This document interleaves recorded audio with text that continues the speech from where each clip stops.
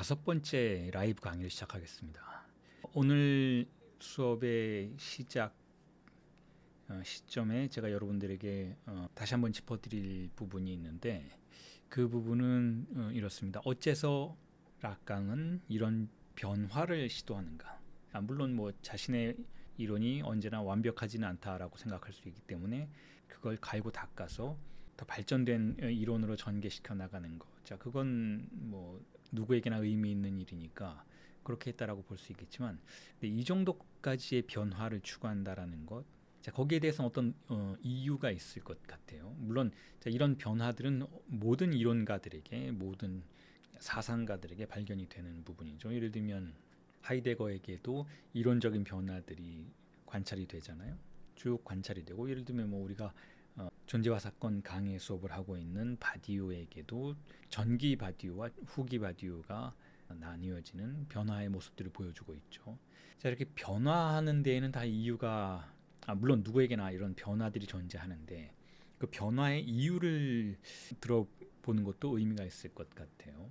자, 그런 변화의 의미들에 대해서 제가 말씀을 드리기 위해서 제시 드릴 수 있는 개념은 이렇습니다. 조금 더 진리에 다가서기 위해서 락강은 이런 변화들을 추구하고 있다. 자, 그런데 진리는 그 진리의 개념조차도 락강이 전기에서 후기로 가면서 많이 바뀌고 있는데, 그 진리는 실제가 있는 곳이라고 볼 수 있겠죠. 하이데거는 그 진리의 자리를 존재 그 자체가 자신을 드러내는 장소로 보았잖아요. 자, 그리고 락강에게는 그 진리가 있는 곳은 바로 우리의 무의식의 실제가 있는 그것이라고 볼 수가 있겠죠. 자, 그런데 이런 지향성, 그러니까 어떤 지향성, 그러니까 주체가 혹은 문명이 무언가를 향해서 나아가는, 무언가를 알고자 하는 욕망의 지향성은 지금 표에 보시는 대로 프로이트 이전에는 이런 구도를 가지고 있었다라고 볼 수가 있어요. 예를 들면 우리가 생각하는 주체가 있고, 그건 의식의 주체이죠. 우리가 의식적으로 무언가를 원한다라고 스스로 알고 있고, 그 방향으로 나아가는 명료한 세계의 주체인 것이죠. 그게 프로이트 이전의 주체라고 볼 수가 있었죠. 그걸 데카르트의 주체, 데카르트적 주체, 수제 깍테지앙 이렇게 부르기도 하죠. 이 데카르트의 주체, 의식의 주체라고도 볼 수 있는 그 주체는 문명 안에서 궁극적으로, 혹은 승화의 운동 안에서, 승화의 지향성 안에서 궁극적으로 진리를 향하게 되어 있는 것이고, 그 진리는 우리가 전통적으로는, 클래식한 관점에서는 그 진리는 두 가지 조건을 가지고 있었죠. 어떤 조건인가 하면 정말로 있는 그대로의 그것, 그러니까 우리가 현실을 환상으로 보는 그런 특성이 있다라고 말씀을 이전에 드렸었잖아요. 우리가 주어진 현실은 믿지 않는 경향성이 있다. 우리는 진리는 상실된 것으로 본다. 그리고 그 진리는 지금 여기에는 없지만 찾아질 수 있는 것으로 본다 라고 말씀을 드렸죠. 그리고 그것은 실제이다. 정말 있는 그대로의 그것이다 라는 그런 태도를 보인다. 그게 문명의 특수성이다 라고 말씀을 드렸잖아요. 거기 하나 덧붙이자면 그 진리에는 의미가 있다라는 생각을 하고 있다라는 거예요. 그 진리에는 의미가 있다. 그러니까 우리가 의미의 형태로 그것을 만날 수 있다라는 거예요. 만약에 우리가 그걸 만났는데 의식의 주체가 의식적으로 무언가를 추구해서 진리의 방향으로 나아갔고, 그 진리의 방향으로 나아간 뒤에 진리와 마주했는데 그것의 의미를 우리가 알 수 없다면 의식의 주체는 상당히 당황하겠죠. 그래서 그것을 이해할 수 없고, 심지어는 이건 진리가 아니야. 왜냐하면 의미가 없으니까. 무의미하니까 진리가 아니야 라고 생각할 수도 있잖아요. 그러니까 진리의 조건 중에는 우리가 이해할 수 있는 의미의 구도가 포함되어 있다라는 것이죠. 실제 그것이기도 하고 동시에 의미 있는 무엇인가여야만 한다라는 생각을 할 수 있다라는 거예요. 물론 항상 그랬던 것은 아니죠. 자, 그런데 이런 의식의 주체가 문명 속에서 이런 지향성을 보이는 큰 실천적인 범주에는 종교가 있었어요. 종교. 언제나 있었죠. 그러니까 종교가 그냥 단지 무언가를 믿고 따르는 그런 행동만은 아니었던 거예요. 종교는 역시 진리를 추구하는 하나의 양태였던 것이고, 굉장히 오랫동안 그 기능을 해왔었다라는 것이죠. 종교가 그 기능을 했었고, 그리고 어느 순간부터 우리는 그 시작점을 고대 그리스의 철학에 두고 있는데 시작점을 그와 같은 진리를 찾는 진리를 추구하는 태도의 실천이 철학으로 넘어온 그런 역사적인 변화를 찾아낼 수 있죠. 서구 철학이죠. 서구 철학에서 종교적인 그런 믿음에 의존하지 않고 합리적 이성의 추론에 의해서 진리가 무엇인지를 탐구하려는 그런 경향성이 역사의 어떤 시점에 등장했다라는 거예요. 그게 철학이라고 볼 수가 있죠. 철학이라고 볼 수가 있죠. 그리고 또한 철학 이후의 시대에는 어떤 인문학적인 실천이 혹은 이 문명의 실천이 존재하는가 하면 과학이 등장했던 거예요. 특히 실증 과학이라는 것. 그러니까 합리성과 보편성을 극단적으로 추구하는 것. 특히 수학의 언어를 통해서 보편성의 극점에 도달한 뒤에 그 언어로 실제를 파악하고자 했던 그런 실천, 과학에 있었다라는 거예요. 자, 이게 다 의식의 주체가 추구하던 방향인데 무엇을 추구하는가 하면 바로 실제에 접근하려는 지향성을 추구하는 것. 실제에 접근한다라는 건 진리에 접근하는 것으로 보았다라는 것. 이 구도가 존재한다라는 것. 이게 문명의 클래식한 지향성이에요. 제가 이 지향성을 여러분들에게 말씀을 드리는 이유는 왜 그런가 하면 락강 역시 지금 그와 같은 방향으로 어쨌든 나아갔다라는 거죠. 몇 가지만 바꾼다면. 무엇을 바꾸는가 하면 의식의 주체를 프로이트 이후에 무의식의 주체로 보았던 거죠. 의식의 주체가 아니라 무의식의 주체로 그것을 바라보는 태도. 이게 락강에게 프로이트에게 존재했었다라는 거예요. 그리고 프로이트는 여전히 그 실제의 진리에 무의식의 진리죠. 프로이트에게는 무의식의 진리에 의미가 있을 거다라고 생각했어요. 의미가 있을 거다. 그리고 그 흐름을 어느 정도 락강이 전기의 초기에는 따라가다가 그 의미를 삭제하기 시작하죠. 진리에는 의미가 없다. 이런 생각을 하기 시작해요. 자, 이런 구도 안에서 살펴보자라는 거예요. 지금 락강 역시 큰 틀에서 보자면 진리를 지향하고 있었던 것이고 그냥 실제를 지향한다는 거죠. 실제로 나아가는 그러한 여정을 왜냐하면 우리가 우리의 지식 세계 안에 우리의 그 협소한 유한성 안에 머무는 것은 그 가상성 그 성블렁 안에 머무는 것은 진리를 추구하는 게 아니잖아요. 우리의 환상 안에 갇히는 것이잖아요. 환상에 갇힌다라는 거. 자, 이 구도로 설명되잖아요. 이 환상 안에 갇혀 있는 것. 자, 이걸 원하지 않는다라는 거예요. 누구든 정신 멀쩡한 사람이라면 이걸 원하지 않는다라는 것이죠. 환상 안에 갇혀 있기를 원하지 않는다라는 거예요. 그 환상 너머에 실제로 나아가려고 하는데 그런데 그 방향성이 더 집중적으로 모든 환상을 걷어내고 실제로 접근하려고 하다 보니까 락강의 태도에서 변화가 요구됐다라는 것이죠. 그래서 조금 더 상징계 중심적인 정신 분석이 아니고 실제 중심적인 정신 분석의 이론과 태도와 지향성이 요구됐다. 자, 이렇게 볼 수가 있어요. 자, 그래서 그것을 이렇게 다시 한번 정리해 볼 수 있다는 거죠. 제가 정리를 해드릴게요. 전기락강에서 후기락강으로 이렇게 도약이 일어났다라면 조금 전에 보여드렸던 그 실제로 지향하는 문명의 클래식한 흐름을 따라가는 것은 사실이지만 그럼에도 불구하고 상징계 중심적인 영역에 있으면 가상 안에 갇힐 위험성밖에 없으니까 그 상징계 영역을 계속 분석하고 해체해 나가면서 그 바닥에 도달했을 때 이제 실제의 영역으로 조금 더 깊게 들어가려고 하는 그런 지향성을 보이기 시작했다라는 것이고 그걸 지금까지 여러분들에게 설명해 왔다라는 거예요. 그걸 정리해 드리면 이렇다라는 것이죠. 전기락강은 상징계적 무의식 중요하게 생각했어요. 우리의 무의식이 실제의 영역이고 무의식이 진리가 자리하는 공간이라면 그곳을 상징계적인 방식으로 구조화해서 이해하려는 태도를 전기에는 많이 보였다라는 거예요. 1번은 전기를 의미해요. 그래서 그곳에서 어떻게 우리의 무의식 안에서 언어의 구조가 세마기를 작동시키는지를 이해해보고자 노력했다라는 것이고 분명히 그런 언어의 세마기가 작동하는 것은 사실이었다라는 거예요. 그걸 우리는 팔루스라고 불렀었어요. 팔루스라는 일자를 중심으로 어떻게 언어의 세마기가 언어 구조가 우리의 무의식을 구조화했는지 파악하려는 경향, 파악하려는 태도 전기의 락강이 집중적으로 보여주었다라는 것이죠. 그러니까 그것은 조금 전에 말씀드렸던 것처럼 무의식의 어떤 의미를 우리에게 보여줄 수 있다라는 그런 소망 속에서 전개해 나갔던 연구의 과정이었다라는 거. 그걸 이제 프로이트적 무의식이라고 부른다는 거죠. 왜냐하면 프로이트는 그렇게 생각했으니까. 우리의 무의식을 탐사해 보면 무의식에는 어떤 논리가 있는데 그 논리는 놀랍게도 언어적인 논리와 많이 닮아 있었다라는 것이고, 그 언어적인 논리를 우리가 해독해내면 우리는 그 무의식의 그 증상이 무슨 의미를 우리에게 전달하려고 했는지를, 그 메시지를 이해할 수 있다라는 거예요.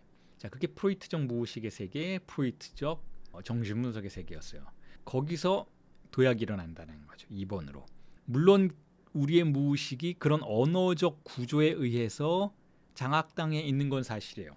그래서 말씀드렸잖아요. 상징계적인 층위가 분명히 있다고, 팔러스가 작동하는 층위가 있다고. 그러니까 정신분석에서 내담자의 꿈을 해석하는 게 무의미한 일은 아니라고. 그 언어적 구조에 의해서 촉발당한 부분이 분명히 있지만 그 더 밑바닥에는 그 모든 언어적인 영역이 촉발당하는 것의 원인이 되는 곳이 있고, 그걸 주이상스의 현현, 그 자체가 그곳에 있는, 그것을 스스로 현현하고 있는 그런 공간이 있고, 거기서 작동하는 것은 구조가 아니고 언어 구조는 그 위에 있고, 그 주이상스의 현현, 실제의 무의식이 작동하는 것은 독자적인 일자들이 작동하는 것이라는 거예요. 독립된 기표들이 작동한다라는 거죠. 그걸 지속적으로 여러분들에게 말씀드려 왔어요. 일자들인데 연쇄되지 않는다. 독자적이다. 그래서 그걸 기표 연쇄의 외부다. 이렇게 표현해 왔었죠. 그리고 의미화의 외부다. 의미화, 시니피케이션이 작동하고 있는 것 외부라는 거예요. 의미화는 팔루스 안에서 작동하고 있어요.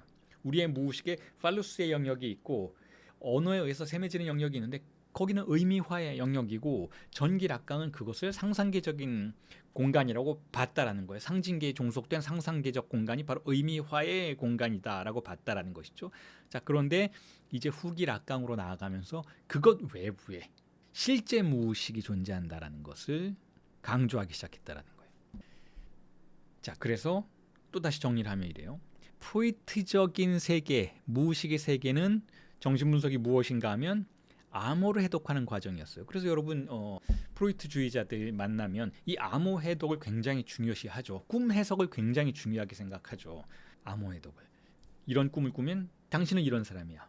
저런 증상을 가지고 있으면 당신은 이런 과거를 가지고 있었어. 그런 흔적이 당신에게 이런 것을 표현하게 만들고 있어. 그러니까 암호 해독 굉장히 중요하다라는 거예요. 암호 해독. 일종의 너무 고지고대로 프로이트적인 정신분석을 실천하는 사람들을 보면 이게 꿈 해몽가인지 정신분석가인지 모를 정도로 꿈 해몽에 매달리는 사람들이 있죠. 그게 왜냐하면 우리의 무의식을 그렇게 철저하게 구조화된 것으로 보기 때문에 그래요. 철저하게 암호 해독의 대상인 것으로, 철저하게 진리를 의미의 형태로 간직하고 있는 것으로 보기 때문에 그렇다라는 것이죠. 자, 그리고 이런 프로이트적인 무의식을 라깡이 전기에 언어학을 도입해서 상당히 세련되게 구조화시켜 놓은 건 사실이라는 거예요. 기표의 재현 체계로 만들어 놨다는 것이죠. 굉장히 세련된 방식으로 이 프로이트적인 무의식의 의미의 세계를, 숨겨진 의미의 세계를, 고고학적 의미의 세계를 언어학적인 구조로 만들어 놓았다라는 것이죠. 자, 이게 전기 락강의 업적이라고 볼 수가 있어요. 어떻게 보면 프로이트의 그런 어떤 면에서는 상당히 나이브한 측면들을 20세기 인문학을 총동원해서 상당히 세련된 구조로 만들어 놓았던 것, 그 누구도 사실상 프로이트를 그 정도로까지 합리적이고 프로이트의 정신분석의 세계를 세련된 20세기적인 인문학의 세계로 독창적인 방식으로 구조화시키지 못했는데 락강은 그렇게 했다는 거예요. 20세기의 철학, 20세기의 인문학, 모든 인문학, 20세기의 언어학, 기호학, 고고학 모든 걸 총동원해서 프로이트의 정신분석을 상당한 수준으로 올려놓았는데, 자, 그걸 다시 붕괴시키기 시작해요. 70년 이후의 락강은, 후기 락강은. 그래서 그런 언어학적인 것이 더 이상 작동할 수 없는 영역이 존재한다라는 곳으로 나아가기 시작하죠. 그래서 그곳에서 락강이 아주 역설적이면서도 어떻게 보면 21세기를 겨냥하는 용어들을 사용하기 시작하는 거예요. 그게 바로 우리가 이전 강의에서 살펴보기 시작했던 이런 개념들이죠. 주체 없는 지식 혹은 주입상수를 규정하는 지식, 이런 것들이에요. 이런 용어들이 등장한다는 거죠. 지식 그러면 흔히 우리가 이거 실증과학 얘기 아니야? 혹은 과학에서의 그 지식을 이야기하는 거 아니야? 라고 오해할 수 있는데, 락강의 지식 개념은, 이런 주체 없는 지식이라는 개념은 전혀 다른 독창적인 개념이라고 볼 수가 있어요. 여전히 이 주입상수의 영역은, 즉 실제의 영역은 여전히 구조 외부에 있는 것으로 존재하는데, 어떻게 구조 외부에 있는 것을 말하면서 지식이라는 용어를 사용할 수가 있는가라는 질문이 던져지게 만드는 그런 용어법을 구현하기 시작한다라는 거예요. 이 부분이 상당히 어려운 부분이라는 것이죠. 어떻게 지식인데 주체가 없는가? 이렇게 말하면 애매모호한 거예요. 주체가 없는, 주체 없이 지식이 있을 수 있지 않나? 거기엔 그냥 그런 논리들이 존재하는 거니까, 우리가 있지 않아도 저 빅뱅의 세계 혹은 저 우주의 세계 혹은 저 양자역학의 세계, 인간이 거기에 있지 않아도 지식이라는 게 존재할 수 있는 거 아니야? 라고 생각할 수 있는데, 결코 그렇지 않다라는 거예요, 여러분. 주체라는 개념이 존재하지 않는다면 지식이라는 개념이 존재하기가, 우리가 지금 알고 있는 흔히 사용하는 지식이라는 개념이 존재할 수가 없어요. 왜냐하면 지식이라는 것은 주체의 속성을 가지고 있는 것이니까, 주체가 추구할 때에만 그건 지식으로 존재할 수 있는 것이니까. 그런데 그 지식은 주체가 없이 존재한다라고 말한다면, 자, 그건 어떤 지식인가 하면 주체가 없으니까 무의식의 지식이라는 거예요. 그리고 그것이 어떻게 구조화되어 있는지, 어떤 방식의 특성을 가지고 있는지를 설명하기 시작하는 게 후기락강의 세계라는 것이죠. 그래서 그런 지식의 세계, 자, 이 지식은 완벽한 지식이 아니에요. 이 지식은 기표로 연결되어서 일부분 해독 가능하다라는 의미에서 지식인 것이지, 우리가 흔히 알고 있는 그런 구조적 지식, 전체를 설명할 수 있는 지식이 아니라는 것이죠. 그래서 그 실제의 무의식은 이제 구조가 아니라 탈구조적 양태로 존재하고, 그 실제의 무의식은 해석이 불가능해요. 해석 불가능하다라는 것은 지식 안으로 온전히, 백과전서적 체계의 지식 안으로 온전히 들어오지 않는다는 것이죠. 지식은 지식인데 그 지식을 보편화시킬 수가 없다라는 거예요. 그 무의식의 흔적으로서의 지식은 보편적 지식이 아니다라는 것이고, 20세기에 혹은 21세기에 우리가 상식적인 차원에서 보편적 지식이 아니라면 우리는 지식이 아니다라고 부르거든요. 그런데 락강은 아니다, 그게 진짜 지식이다라고 말하는 거예요. 자, 그래서 그런 세계에서는 우리가 진리를 만날 때 혹은 실제를 만날 때 예측하거나 해석하는 방식으로 그것을 만날 수가 없어요.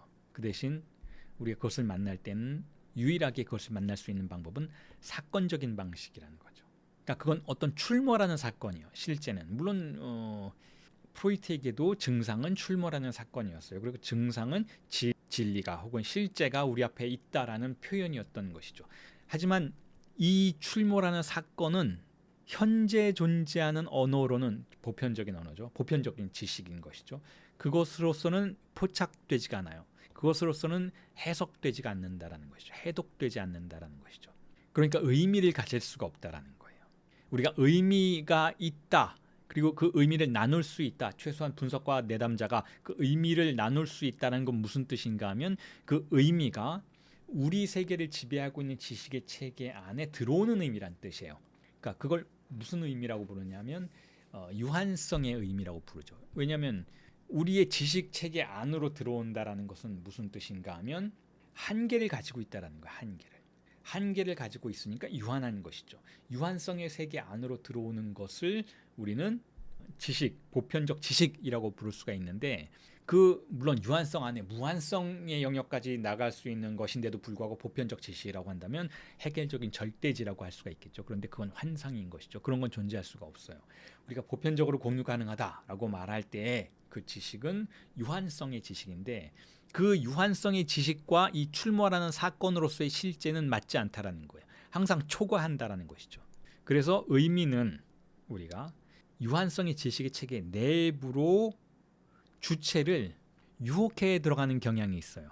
다시 말해서 우리가 그걸 이해했다라고 한다면, 우리가 무언가 내 증상에 대해서 혹은 실제에 대해서 나는 그것을 이해했어 라고 느끼는 순간은 어떤 순간인가 하면, 우리는 주체로서의 우리는 유한성 안으로 끌려 들어가는 순간이라는 거죠.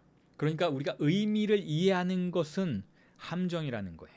내담자가 분석가와의 정신분석 경험 속에서 어느 순간 불현듯 번개처럼 이해하겠어. 이해할 것 같아.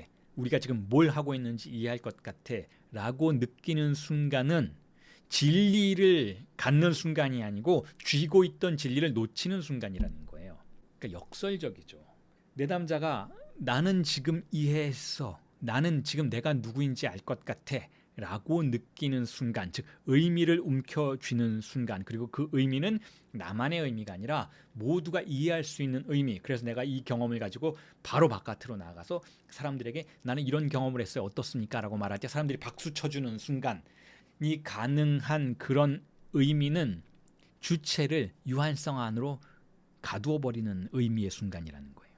그건 이제 상상계적 고착 안으로 우리를 끌어들인다라고도 부르했죠.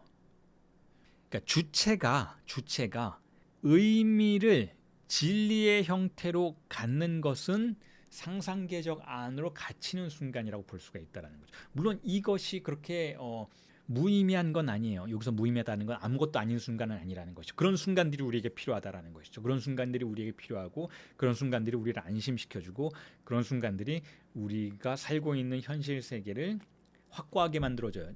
약강적인 표현을 쓰자면 보로메우스의 매듭이 연결되는 그런 느낌을 갖게 해주는 것이죠. 하지만 그 순간은 실제의 순간은 아니고 그 순간은 진리의 순간은 아니고 그 순간은 가상의 순간이라는 거죠. 그래서 락강은 우리가 실제의 진리와 만나게 되면 우리는 얼떨떨해진다라고 표현을 하죠.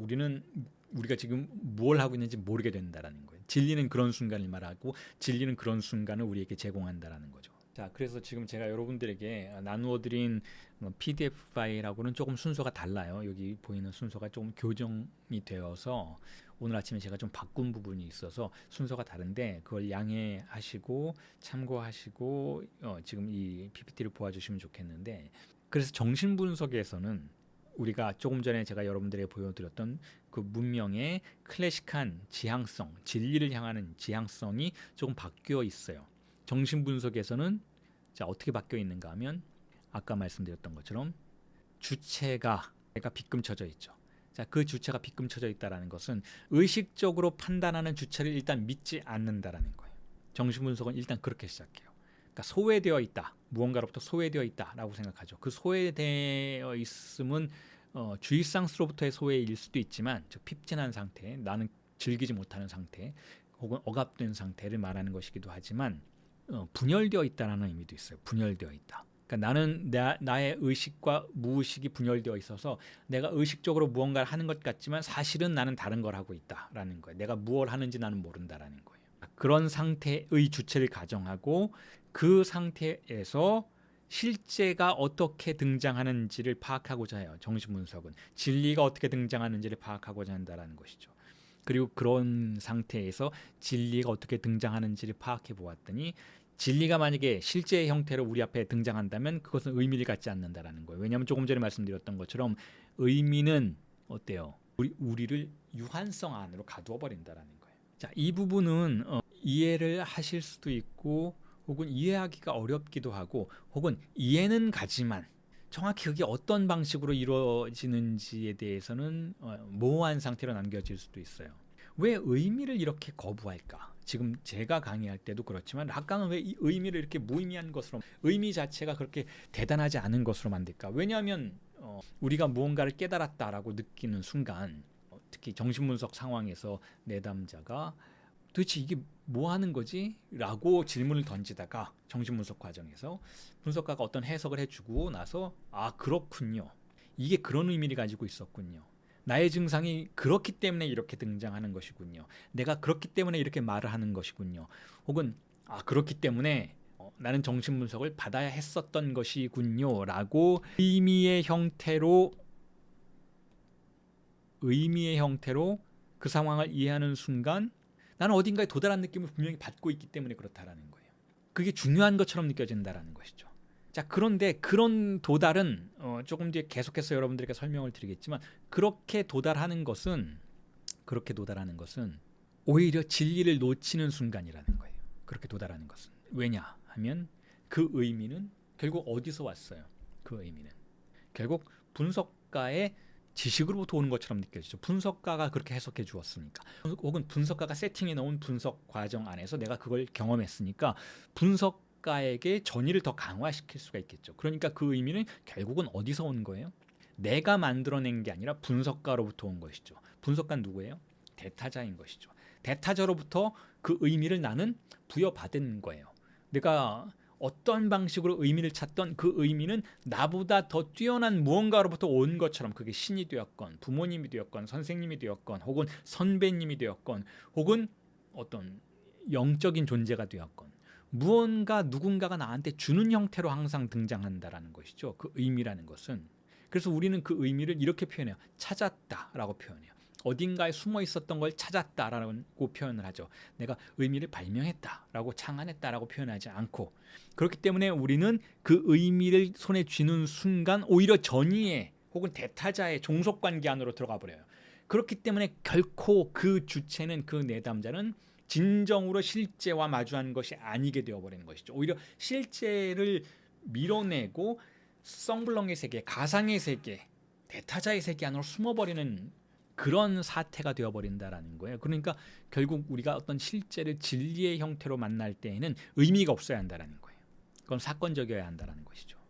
혹은 우리가 거기서 어떤 의미를 발견한다 해도 그건 그 진리의 의미는 아니라는 거예요. 자, 그래서 락강은 후기로 가면서 주체를 제거하고 무의식의 진리가 혹은 실제가 의미 없는 상태에서 출현하는 것, 자, 그것을 진정한 실제로 파악하고 거기에 접근하려고 해요. 그리고 그것에 이름을 부여하죠. 주체 없는 지식이다라고 이름을 부여하죠. 그리고 그것을 정신분석이 추구해야 하는 진정한 목표로 설정을 하죠. 그래서 후기의 락강은 조금 더 실제 그 자체와 만나려는 태도를 보인다라고 이해해 볼 수 있을 것 같아요. 이제 상징계적인 그런 것들은 다 많이 이야기했으니 그거 다 걷어내고 정말 진리 그 자체와 만나고 싶어 한다라는 거예요. 그리고 정말 진리 그 자체는, 정말 실제인 그것은 구조 외부에 있다라는 거예요. 그러니까 락강이 조금 더 대범해지고 있다라는 것이죠. 전기 락강도 분명히 그것과 만나고 싶어 했어요. 하지만 많은 안전장치들을 만들어 놨어요. 많은 상징계적인 장치를 만들어 놓고 그것에 의존해서 그곳으로 나아가려는 경향이 있었어요. 근데 후기 락강은 그런 안전장치들을 다 제거하고, 내가 우주 탐사선을 타고 가는 사람이라면 뭐 산소호흡기라든지 온갖 종류의 안전장치들을 가지고 가서 그 실제를 만지려고 했었는데, 그러다 보니까 내가 손에 아주 두꺼운 장갑을 껴야만 했고 내 눈에는 그 적외선, 자외선들을 막는 굉장히 짙은 선글라스 같은 것들을 껴야 했기 때문에 제대로 볼 수도 없었고 제대로 만질 수도 없었다라는 거예요. 그런데 이제 락강이 그걸 벗어던지기 시작해요. 안경도 벗고 장갑도 벗고 방호복도 벗고 실제를 만지려고 한다는 거죠. 실제의 지식을 만지려고 한다는 거죠. 그리고 그걸 만지기 위해서는 조건이 필요하다는 거예요. 그게 만약에 정신분석은 인간을 탐구하는 것이잖아요. 정신분석은 인간에 대한 탐사인데, 그 인간은 우선 먼저 나 자신인 것이잖아요. 그 나 자신은 우리가 흔히 주체라고 부르는 것이잖아요. 그러면 그 주체를 진정으로 만나기 위해서, 그 주체를 진정으로 터치하기 위해서 오히려 주체를 지우고 가려고 한다는 거예요. 주체를 제거한 상태에서 등장하는 무의식의 실제로서의 주체 없는 지식을 그 자체로 보려고 한다는 거죠. 물론 여기에서 항상 조심해야 할 것은 낭만주의적인 태도를 여러분들이 여기에 삽입시키면 안 된다는 거예요. 마치 그것 자체의 실체가 그대로 만나질 수 있는 것처럼. 만약에 그대로 만나질 수 있는 것이라면 나는 나의 주체를 지우지 않고 그 실제 나 자신을 만난 것이 돼요. 하지만 그건 나의 환상이 될 확률이 굉장히 높죠. 그러니까 주체를 지워야 한다는 거예요. 낭만주의자들은 주체를 지우지 않았어요. 주체를 살려놓고 내가 그것과 만날 수 있는 것처럼 생각했다는 거죠. 그런데 락강은 주체를 지우는 상태에서 실제를 만나는 구도를 설정했다는 거죠. 그 구도는 제가 조금 전에 말씀드렸던 것처럼 의미를 배제해요. 그리고 의미를 배제하면 우리는 유한성의 영역을 거부하고 무한성의 영역으로 나아가는 그런 지향성을 그리는 것으로 이해할 수 있는 것이죠. 그러니까 락강이 무한성으로 나아가는 임상으로 터닝 포인트를 잡고 있다는 거예요. 전회하고 있다는 거죠. 그러니까 유한성은 뭐예요? 상징계가 우리를 가두는 세계이고 그로부터 상상계적인 환상들이 발생하는 세계인 것이잖아요.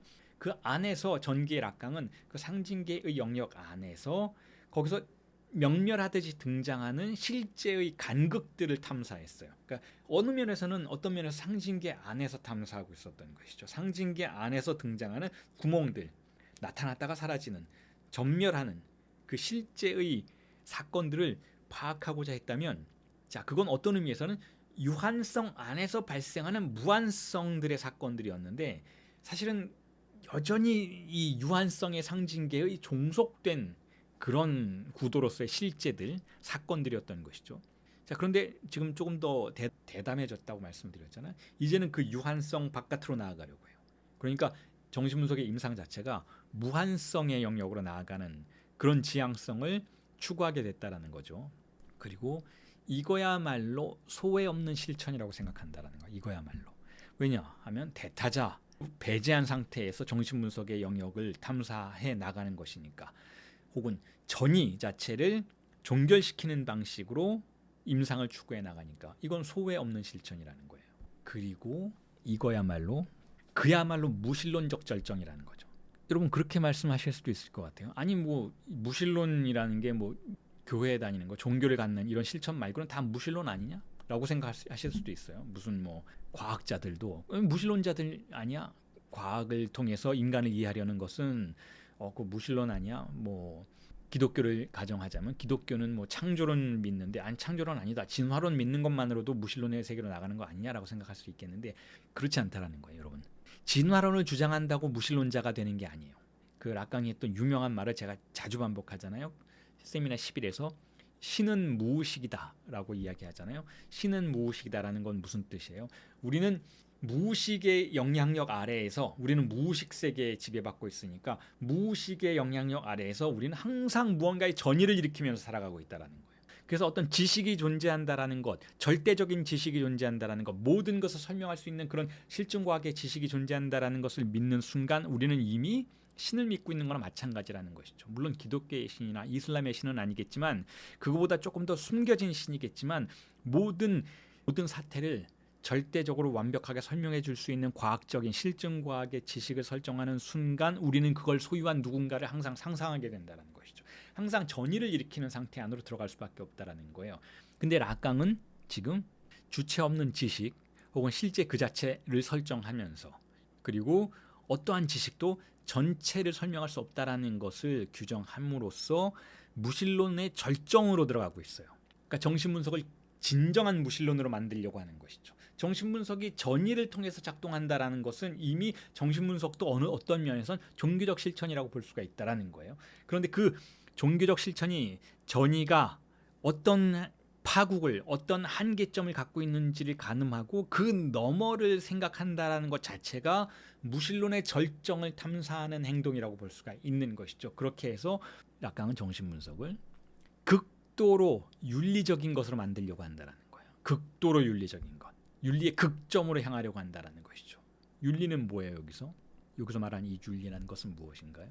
대타자에게 복종하지 않는 게 윤리인 거예요. 대타자에게 종속되지 않는 것, 이걸 윤리라고 부를 수가 있다면 락강은 정신분석을 그걸 지향하는 실천으로 만들려고 한다는 거예요. 물론 실패할 운명이지만, 왜냐하면 결국은 전이라는 것 혹은 대타자에게 우리를 종속시킨다라는 건 인간이 생존하는 방식이기 때문에 우리는 미치지 않는 이상 대타자의 영역 바깥에서 오래 머물 수는 없다라는 것이죠. 하지만 어떤 사건으로서 어떤 한시적인 사건으로서 그걸 체험할 수는 있다라는 거예요. 그런 대타자 없는 세계를 체험할 수 있다라는 거죠. 어떤 의미에서는 정신분열적인 세계를 체험할 수 있다라는 것이죠. 그게 락강이 후기로 가면서 지향했던 정신분석이고, 그래서 락강이 제임스 조이스를 모델로 설정한 거예요.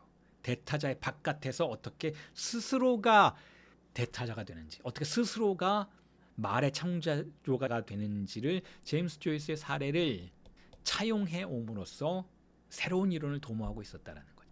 자, 이런 정리를 여러분들이 염두에 두시고 다시 이제부터 락강이 어떻게 변화해 나가는지, 어떤 새로운 이론들이 등장하는지, 혹은 전기는 어땠고 후기는 어떤지 이런 비교 분석을 계속해 나가는 지점들을 여러분들이 강의를 따라 오셨으면 좋겠어요. 지금 여러분들에게 말씀드린 이 강의의 내용들은 우리가 지금 락강을 어떤 구도 안에서 보고 있는지를 큰 틀에서 설명드리기 위해서 말씀드린 이론적인 전회 지점들이었어요.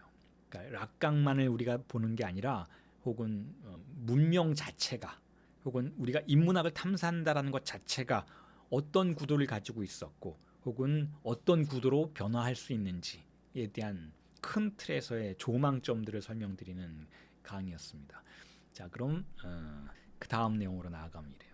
이미 말씀드렸던 것처럼 전기에는 대상 A라는 아주 뭐랄까요, 락강의 전매 특허와 같았던 이론들이 사용이 되었었죠. 그리고 이 대상 A라는 이론은 대타자에게 종속될 수밖에 없는 이론이다라는 말씀을 이미 드렸어요. 왜냐하면 대상 A라는 게 작은 A잖아요. A. 작은 A라는 게 결국은 큰 A로부터 나온 거니까. 그런데 실증적인 방식으로 나온 건 아니죠. 큰 A의 일부분이 떨어져 나왔는데 부정성의 방식으로, 존재하지 않는 방식으로 존재하는 역설적인 대상 A가 바로 상실의 대상으로서의 오브젝티다였죠. 자, 그러니까 어쨌든 이 대상 A는 결여의 대상이에요. 결여의 대상. 무엇이 만들어낸 결여의 대상인가 하면 대타자가 만들어낸 결여의 대상이에요. 혹은 세미나 17 즈음으로 나아갔을 때는 이건 잉여향유의 대상이었죠. 실증적인 대상이긴 했지만 그럼에도 불구하고 이건 역시 대타자가 만들어내는 거였어요. 담화의 구조가 만들어내는 것이니까 대타자가 없으면 대상 A도, 잉여향유로서의 대상 A도 있을 수 없다라는 것이었죠. 자, 그런데 제가 좀 전에 말씀드렸던 것처럼 대상 A가 그렇게 대타자의 종속관계를 맺고 있는 것이라면, 그리고 이 대상 A가 곧 실제의 현현이라면, 이미 락강은 아주 오래전부터 1950년대 말미에서부터 이 실제를 부정성의 대상으로 보았어요. 실제를 부정성의 대상으로 보았죠. 그래서 여러분 실제를 이렇게 쓰잖아요. 실제를 헬 이렇게 쓰잖아요. 그래서 락강은 이미 실제는 전기락강에서 실제는 이렇게도 발음된다. 락강의 뛰어난 락강의 모든 이론은 아재객으로 이루어져 있잖아요. 말장난으로 이루어져 있잖아요. 이 해를, 이 알파벳을 거꾸로 읽으면 여러분 제가 많은 강의에서 설명을 드렸던 것처럼 레아라고 발음이 되죠. 레아는 뭐예요? 독일어죠. 공백이란 뜻이에요. 공백. 그러니까 헬은 항상, 실제는 항상 우리에게 부정성의 방식으로, 공백의 방식으로 등장한다라는 거예요. 왜냐하면 대타자 안에서 그것이 출몰하기 때문에. 그건 실증적인 방식으로 등장할 수가 없어요. 그것이 실증적인 방식으로 등장했던 유일한 경우가 잉여향유라는 경우였어요. 그러니까 잉여적인 방식으로, 초과하는 방식이지만 어쨌든 실증적인 방식으로 등장하는 이론적인 변화가 세미나 17에 있었던 건 사실이죠. 자, 하지만 그 이전에는 어쨌든 항상 부정성의 방식으로 상실된 것의 유령처럼 등장했었다라는 거예요. 유령은 뭐예요? 우리 앞에 지금 분명히 있는 것 같지만 없는 거예요. 과거의 죽은 존재가 부정적인 방식으로 등장해요. 그래서 여러분 유령 영화를 보면 어때요? 손으로 만질 수가 없잖아요. 왜냐하면 없으니까. 없는 데 있는 방식으로 등장한 거니까. 그러니까 공백의 형태로 등장한 것이죠. 레아의 형태로, 독일어 레아의 형태로 등장한 거예요. 그게 바로 헬이라는 거예요. 이쪽으로 읽으면 실제, 저쪽으로 읽으면 이라는 거죠. 자, 그리고 그 안에서 환상의 형태로 등장하는 것이 의미였어요. 그러니까 대상 A는 어쨌든 어떤 방식으로든 의미를 생산하는 것이긴 했다라는 것이죠. 그리고 그 의미를 찾아내는 게 중요했다라는 거예요. 그런데 그 의미가 항상 곧이곧대로 전달되는 게 아니라 뒤집힌 방식으로 등장해요. 뒤집힌 방식으로. 무의식이, 전기 락강에서 중요하게 생각했던 것은 이렇게 어떤 증상이 우리에게 출현하는데, 대상 A로서의 증상이 우리에게 출현을 하는데 그 증상은 항상 의미를 가질 수 있는 것이었고 의미가 해독 가능한 것이었다라는 것이죠. 어떤 방식으로인가 하면 뒤집힌 방식으로 의미가 해독된다라는 거예요. 한 번 뒤집히기도 하고 두 번 뒤집히기도 해요. 그래서 그것은 진리가 거짓말한다 라는 그런 명제를 가능하게 만들어 주었죠. 진리는 항상, 무의식은, 실제는, 대상 A는, 증상은 우리에게 말을 걸어오는데 어떻게 말을 걸어오는가 하면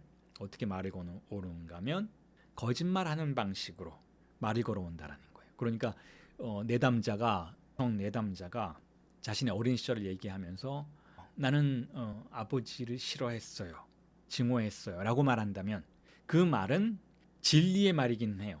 혹은 어떤 증상을 통해서 그 증상을 보니 내가 아버지를 싫어했던 것 같네요 라고 해석이 된다면 자, 그건 진리를 말하는 것이긴 해요. 하지만 그걸 고지고대로 믿으면 안 된다는 거예요. 뒤집힌 방식의 진리일 수 있다는 것이죠. 나는 아버지를 사실은 사랑했다라는 뜻일 수도 있다는 거예요. 혹은 항상 이런 얘기를 할 수 있어요. 그 내담자가 어린 시절에 나는 항상 내 아버지가 사라졌으면 좋겠다, 사라질 수도 있었을 것 같다라고 생각했어요 라고 말한다면 자, 그건 뒤집힌 방식일 수 있어요. 내 아버지가 사라지지 않았으면 좋겠어요 라고 말하는 것일 수도 있었고, 혹은 사라질까 봐 항상 공포에 떨고 있었어요 라는 방식일 수도 있었고, 어쨌든 그 메시지는 뒤집힌 메시지라는 거죠. 항상 무의식의 메시지는 뒤집혀 있어요. 왜냐하면 우리는 억압되어 있으니까, 검열을 통과해야 되니까. 그 무의식의 발화는 항상 고지고대로 말하는 발화가 아니라 거짓말하는 발화라는 거예요. 그러니까 그 진리는 어쨌든 의미를 다루고 있는 진리인 것이죠. 어쨌든 의미를 발화하는 진리였던 것이죠. 자, 그런데 후기의 락강은 어떤가? 후기의 락강은 이제 대상 A가 중요한 세계가 아니라 실제를 표상하는 그런 이론적 발명품이 이제 용어가 대상 A가 아니고 랄렁그가 됐다라고 말씀을 드렸잖아요. 랄렁그에 대한 강의를 많이 해드렸잖아요. 자, 그런데 이 랄렁그는 어떤 장소인가 하면 여전히 지식의 장소이기는 해요. 지식의 장소. 왜냐하면 그건 여전히 기표가 문제가 되고 있으니까. 하지만 그 기표들은 독자적이기 때문에, 연쇄되지 않는 기표들이기 때문에 지식은 지식이지만 해독이 되지 않는 지식이에요. 혹은 그 일부분만, 그 끝자락만 해독되는 지식이라는 것이죠. 그러니까 불완전한 지식인 것이죠. 보편적 지식이 아니라는 거예요. 자, 그런데 이걸 락강은, 혹은 이걸 강의하고 있는 솔레는 뭐라고 하는가 하면, 어쨌든 랄렁그가 주이상스를 문명화하는 것은 사실이다라는 거예요. 주이상스를 문명화한다. 그런데 이 문명화라는 것은 보편적 그런 합리적 이성의 세계를 말하는 게 아니고 언어화한다라는 거예요. 랄렁그가 결국 우리의 신체의 쾌락들을 언어적인 것으로 만든다라는 것이죠. 근데 그 언어적인 것은 말적인 거죠. 말적이라는 것은, 그 언어적인 것이 말적이라는 것은 연쇄되어서 의미를 생산하는 합리적 구조의 체계의 그런 언어가 아니고 그냥 옹알이처럼 말 자체, 기표 자체에 주이상스가 스며들도록 만드는 그런 의미에서의 문명화라는 거예요. 그러니까 우리가 흔히 합리적 이성의 세계로서의 문명을 의미하는 건 아니죠. 자, 그래서 이제는 이런 구도가 아닌 거예요. 실제 영어로는 리얼이고 프랑스어로는 헤엘이고 그것의 알파벳인 이것을 이제는 거꾸로 읽을 수가 없게 돼요. 그건 공백이 아니에요. 공백이 아니라 무언가 실체로서, 실증적인 것으로서 존재하는, 자, 그런 것이죠. 그러니까 이걸 이제 리어라고 부를 수가 없어요. 공백이라고 부를 수가 없어요. 그래서 그렇게 등장한 무의식은 랄렁그의 공간이고, 그 무의식의 존재를 우리는 말존재라고 부르는 거예요. 빠글레트르, 말존재라고 부르는 것이죠. 자, 그렇기 때문에 이제 70년대 이후의 락강은 해석에 대해서 다른 태도를 보이기 시작해요. 해석에 대해서.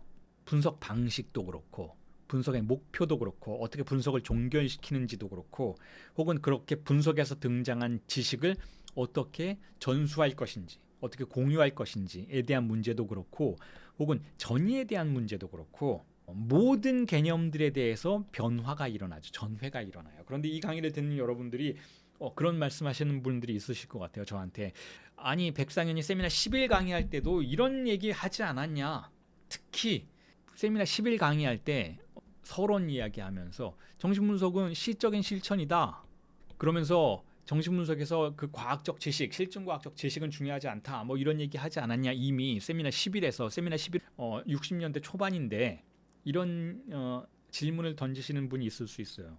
왜 그랬는가 하면 이미 세미나 10일의 서론이 상당히 후기에 써진 거고, 세미나 10일 자체는 60년대 초반이었지만 세미나 10일이 출간되는 시점은 이미 70년대였어요. 그리고 그 서론이 씌워지는 것은 다시 말해서 후기의 락강의 관점에서 자신의 전기 세미나를 보면서 거기에 대한 논평을 덧붙이는 방식이었던 거죠. 그러니까 이미 세미나 10일을 제가 강의할 때에도 사실은 후기적인 논점에 근거해서, 시각에 근거해서 강의된 부분들이 상당 부분 있었다라는 거예요. 그렇기 때문에 세미나 11을 강의하는 백상현의 목소리 안에서도 후기락강의 뉘앙스들이 상당 부분 차용이 됐었던 것이죠. 자, 그런 식으로 여러분들이 이해해 주셨으면 좋겠어요.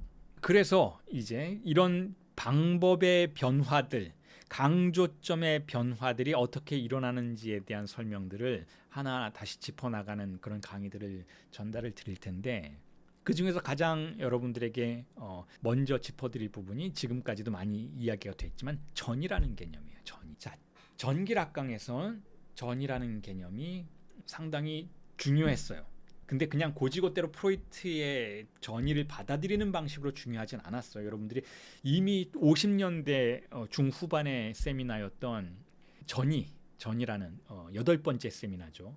전이라는 락강의 세미나를 읽어보신다면 락강이 전이라는 개념을 그렇게 나이브하게 사용하거나 받아들이고 있지 않다라는 것은 이해하실 수 있어요.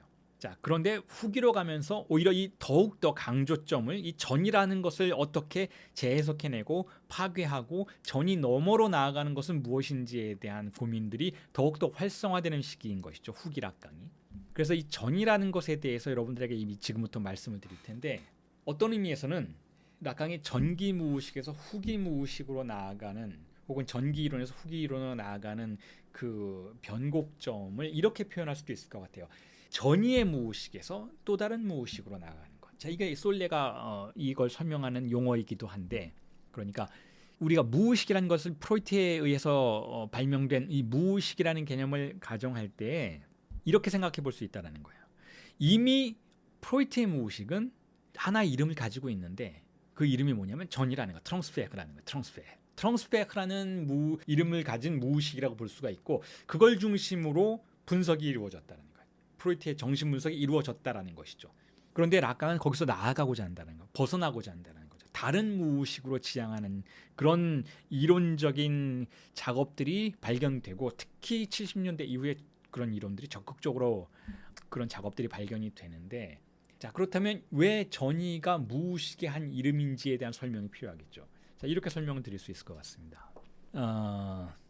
기이하게도, 혹은 기이한 것이 아니고 사실은 문명의 본질을 꿰뚫은 것인데, 프로이트의 정신분석이라는 것이 무의식이라는 것을 우리가 파악하기 위해서는, 다루기 위해서는 전이가 없이는 안 된다라는 태도 자체가 결국은 무의식은 전이 그 자체이다 라고 볼 수 있도록 만드는 다양한 논점들을 제공해 준다라는 거예요. 그러니까 전이가 없으면 무의식이 없다라는 건 무슨 뜻인가 하면, 전이가 설정이 되어야 내담자가 자신의 무의식을 드러내기 시작한다라는 거예요.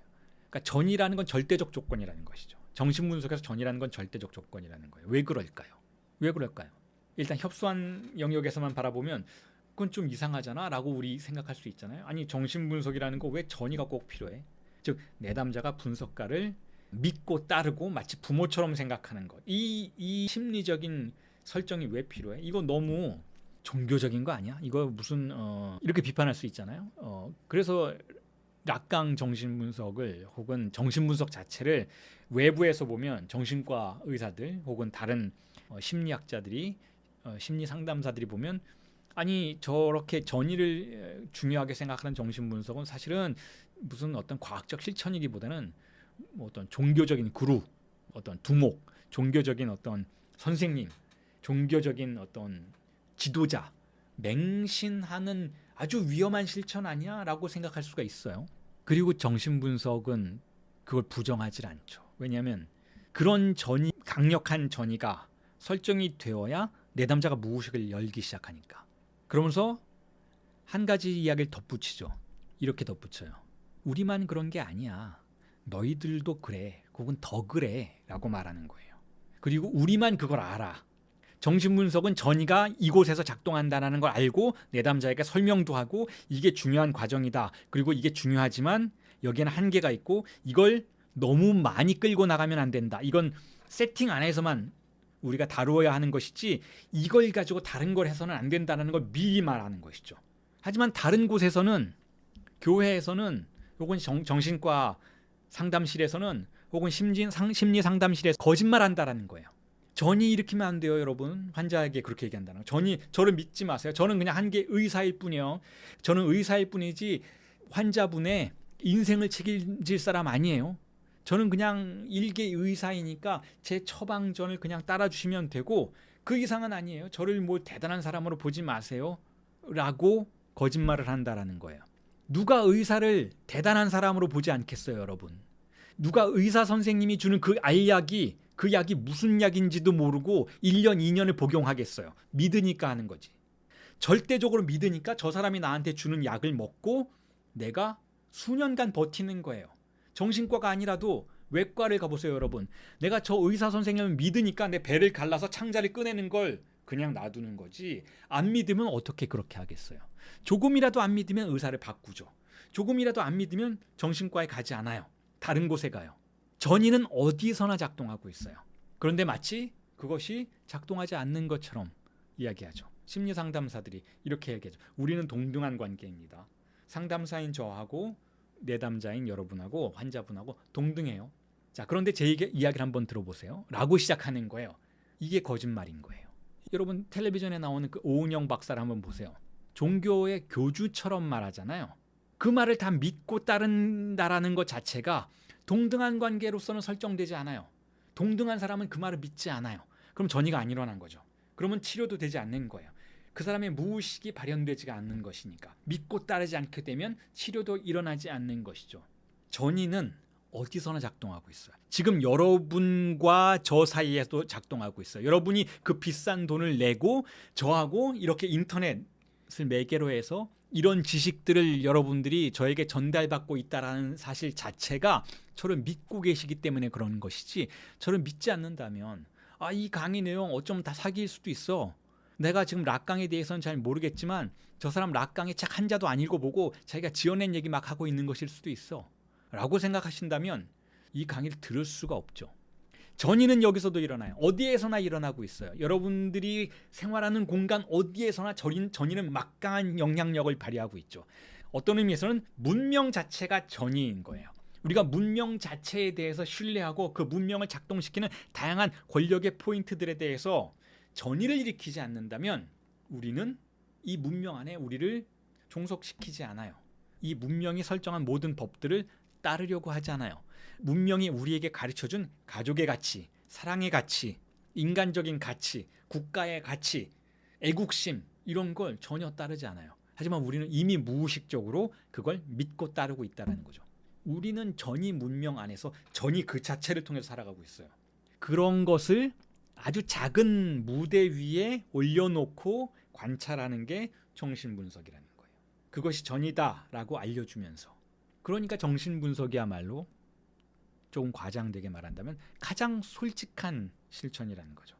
전이가 일어나야 무의식이 등장합니다 라는 것. 그래서 무의식은 전이의 이름이라는 거예요. 무의식이 곧 전이라는 것이죠. 전이가 무의식을 가정하게 만든다라는 거예요. 전이라는 믿음, 크와영스, 그 믿음이 전제되면 그때는 이상한 일들이 벌어지기 시작해요. 그때는 내담자가 안 꾸던 꿈을 꾸기 시작하고, 그때는 내담자가 분석가와 이상한 감정을 느끼기 시작해요. 그건 때로는 사랑의 감정이지만 때로는 불안의 감정이기도 해요. 불안할 이유가 없잖아요. 불안할 이유가 없잖아요. 저기 감시 카메라 다 있고 저 사람은 성폭행범이 아니고 성폭행범이 아니라는 걸 그냥 믿기만 하는 게 아니라 여러 가지 안전장치들이 다 있어요. 정신분석의 임상 캐비넷에는 여러 가지 안전장치들이 있어요. 저 사람이 폭력적이지도 않고 저 사람한테 내가 무슨 말을 하면 저 사람은 합의에 의해서 내가 한 말들을 비밀 지켜야 한다는 서약이 존재해요. 그러니까 불안해할 이유가 없어요. 그런데 이상하게 불안해요. 왜 그럴까? 그 불안은 어디서 오는 걸까? 전이의 관계 안에서 온다는 거죠. 전이란 관계는 뭐예요? 그 내담자가 어린 시절에 부모와 경험했던 어떤 감정들이 다시 이 공간 안에서, 분석실이라는 공간 안에서 살아나는 거예요.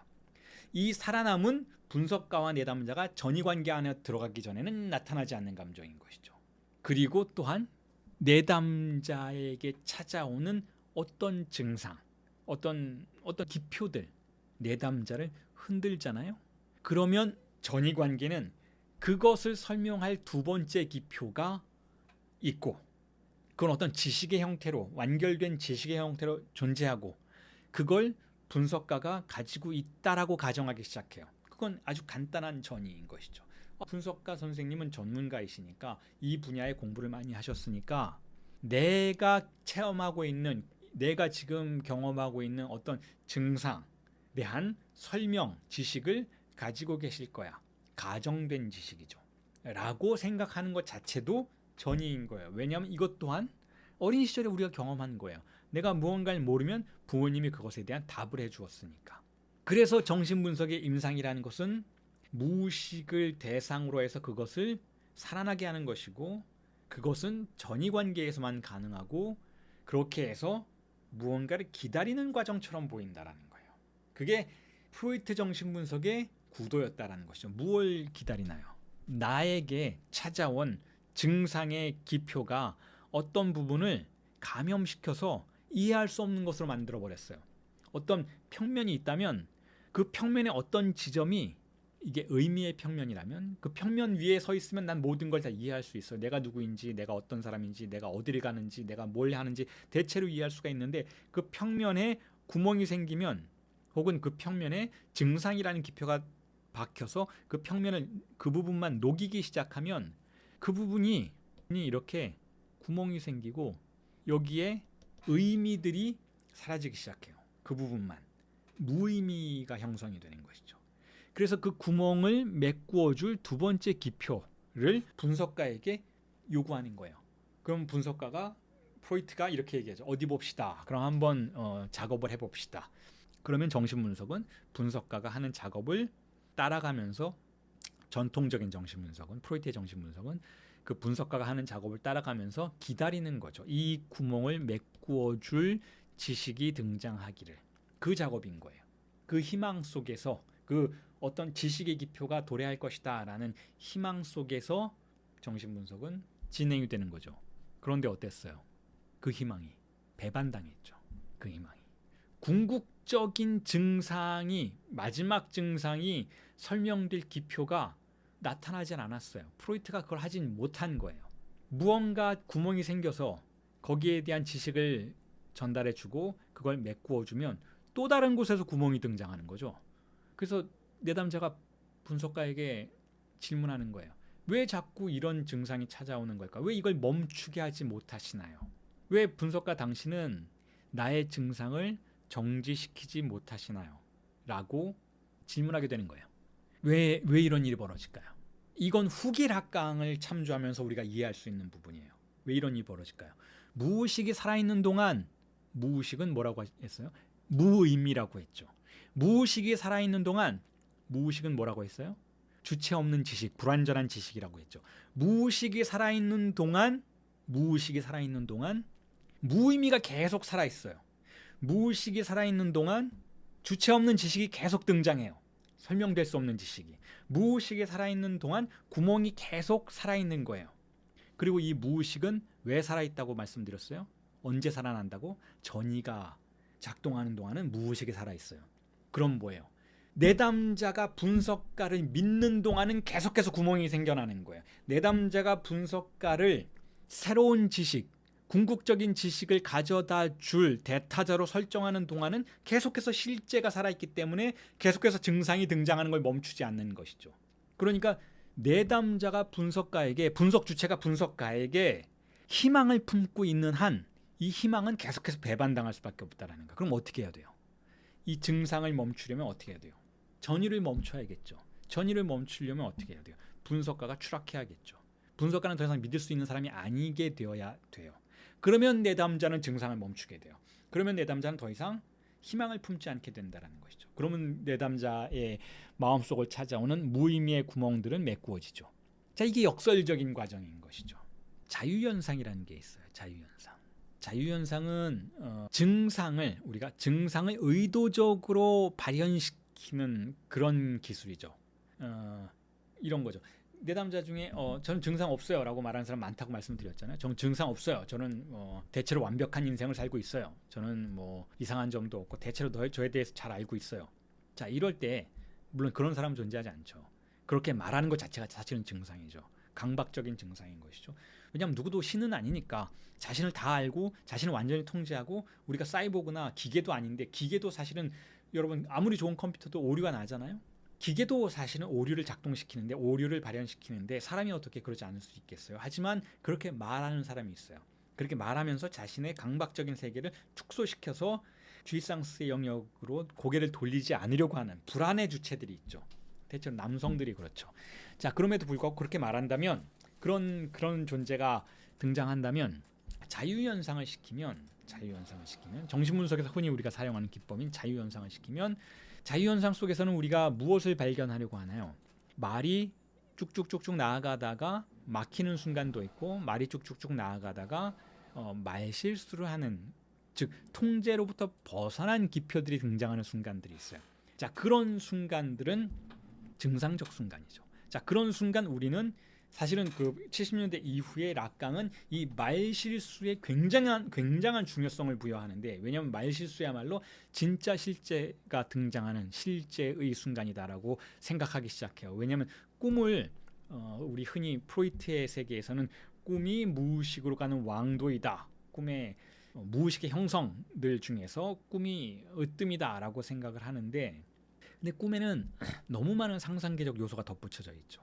우리가 무의식을 철저하게 언어적인 구도 안에서만 바라볼 때 꿈은 우리에게 상당히 비언어적인 요소 혼합된 방식으로 등장해서 우리에게 너무 많은 환상과 너무 많은 의미들을 부여할 경우들이 있어요. 그래서 락강이 꿈의 해석보다는 조금 더 자유현상을 통한 말실수 혹은 말실수에 대한 새로운 어떤 의미 부여를 통해서 무의식의 실제를 새롭게 규정하려는, 그래서 랄렁그가 중요한 것을 어떻게 밝혀내는지를 보여주는 이론적인 전개들이 70년대 이후에 벌어지는 것이긴 하는데, 자, 그러할 때에는 사실 자유현상이 더욱더 중요해지죠. 그런데 여기서 말하는 자유현상을 그냥 정말 아무 말이나 헛소리나 막 하는 그런 자유현상이기도 하지만 사실 아무 말이나 막 하는 헛소리의 자유현상일 경우에는 정말 뭐가 증상의 기표인지를 알아보기가 힘들어요. 왜냐하면 모든 게 다 증상의 기표처럼 보이니까. 그리고 그렇게 말을 할 수 있는 사람들이 많지 않아요. 내가 여러분들에게 이미 예전에도 한번 말씀을 드렸지만 특히 우리나라 사람들이 자유현상 하는 걸 굉장히 힘들어한다는 거죠. 우리나라 사람들, 특히 40대 이후 60대의 성인들의 경우에는 자유현상 하는 걸 굉장히 어려워하세요. 왜냐하면 권위주의적인 시대를 살았던 분들이기 때문에, 뭐 저도 마찬가지. 저도 이제 50대 중반이 됐으니까 권위주의적인 시대를 살았던 사람들이기 때문에 말 조심을 해야 하는 경우들이 굉장히 많았어요. 우리가 말에 대해서 굉장히 엄격하게 통제당하는 시기를 살았던 것이죠. 지금은 뭐 상상할 수도 없는 일이지만, 혹은 지금도 상상을 해야 되나요? 우리가 뭐 방송에서 혹은 유튜브에서 혹은 뭐 SNS에서 말 한마디 잘못하면 사실 매장당하는 수도 있는 것이잖아요. 근데 과거에는 이렇게 인터넷 공간에서 익명의 매체들로부터 공격을 당한다기보다는, 그러니까 눈에 보이는 권력기관으로부터 우리가 통제당하는 경우들이 많았죠. 말을 잘못하면 뭐 국가를 비판한다든지 혹은 뭐 가정 내에서 권위자 아버지를 비판한다든지 이런 말을 상상도 할 수 없던 시대를 살았던 것이 지금 뭐 40, 50대, 60대, 70대의 성인 한국 남자들이잖아요. 그러니까 말 조심을 엄청나게 했어야 되기 때문에 분석실에 와서 분석가가 자유현상해 보세요 그러면 정말 못하신다라는 거예요. 침묵을 지키시죠. 하다가 그냥 끝나요. 그러니까 억압이 굉장히 강하기 때문에. 근데 사실은 그런 분들에게 그럼 제가 자유현상 하세요 라고 말하지 않고 그냥 가만히 이야기를 들어보면 마치 자유현상처럼 이야기들이 흘러가요. 그러니까 편해지면, 분석이 편해지면 이 이야기 저 이야기 두서없는 이야기들이 계속 이어지게 되면 거기서 말실수들이 등장해요. 프랑스어로 랍시스라고 하죠. 말실수, 랍시스. 그게 락강의 관점에서는 실제에 근접한 기표라는 거예요. 그게 S1이라는 거죠. 무언가가 등장하는데, 자, 이 말실수가 혹은 기표가 하나의 음소만을 말하는 건 아니에요. 제가 지난 강에서 말씀드렸잖아요. 이 랄렁그라는 건 그것을 통해서 등장하는 그 기표는 단어, 음소, 문장, 어떤 종류의 사유들 사이에서 규정되지 않는 무엇이다라고. 그러니까 이것 자체가 하나의 문장일 수도 있고 하나의 음소일 수도 있고 하나의 단어일 수도 있어요. 어떤 단어들이 등장하면, 자, 그 단어들 중에 가장 많이 말실수처럼 보이는 것은 현재 저 내담자가, 분석 주체가 말하고 있는 논리적인 연결점을 위반하는 것처럼 보일 때 그걸 우리가 흔히 말실수라고 불러요. 예를 들면 저는 뭐 A랑 어제 쇼핑몰에 갔었는데요 라고 말할 때 그 A를 말하는 대신 B라는 이름을 말한다면 이렇게 생각할 수 있죠. 이 사람은 사실 B라는 사람과 어딘가에 가고 싶어 했었구나라고 생각할 수 있어요. 자, 그렇다면 이 말실수는 상당히 의미 해독이 가능한 말실수인 것이죠. 그리고 사실은 이게 프로이트가 말실수라는 개념을 통해서 무의식을 관찰하는 방식이기도 했어요. 자, 그런데 락강은 그런 의미 해독이 불가능한 말실수를 더 좋아하죠. 어떤 말실수가 등장하고 그 말실수에 대해서 분석가가 더 이상 해석할 수가 없을 때, 이 말실수를 왜 했을까라고 알 수가 없을 때, 즉 의미 부여가 불가능할 때, 진짜로 우리는 무의식에 접근했다라고 생각하기 시작해요. 그러니까 의미가 배제된 상태에서 정신분석 임상을 실천하게 되면 후기락강처럼, 그러면 전혀 어떤 의미에서는 전혀 정신분석적이지 않은 것처럼 보이기 시작한다는 거예요. 그럼 뭐처럼 보일까요? 정신분석이 아니라 말장난 같아지기 시작해요. 어떤 의미에서는 그걸 시적인 실천이라고 부를 수도 있겠죠. 자, 그런데 다시 돌아와서 이 자유연상이라는 것을 통해서 우리가 어떤 실제 근접한 기표를 추출해내는 이 과정 속에서 내담자의 그런 말들 속에서 내담자는 이렇게 생각해요. 내가 왜 이런 말 실수를 했을까요? 자, 일견 내담자는 그걸 이해할 수 없는 거예요. 제가 성경 말씀, 이 말씀을 굉장히 좋아하는, 이건 정신분석가들이 다 좋아하는 문장이죠. 누가복음에 이런 문장이 나오잖아요. 예수께서 이르시되 아버지 저들이 용서해 주십시오. 저 사람들은 자신들이 하는 일을 알지 못합니다. 근데 이게 우리 모두에게 해당되는 말이다라는 거죠. 왜냐하면 우리는 우리가 왜 이런 말을 하는지, 왜 이런 행동을 하는지 알지 못해요. 그건 무의식의 영향력 아래에서 행하고 있는 것이니까. 특히 우리가 전이관계 안에 들어가서 자유연상을 하게 되었을 때 우리가 하는 말이 왜 그렇게 나오는지 우리는 알 수가 없는 것이죠.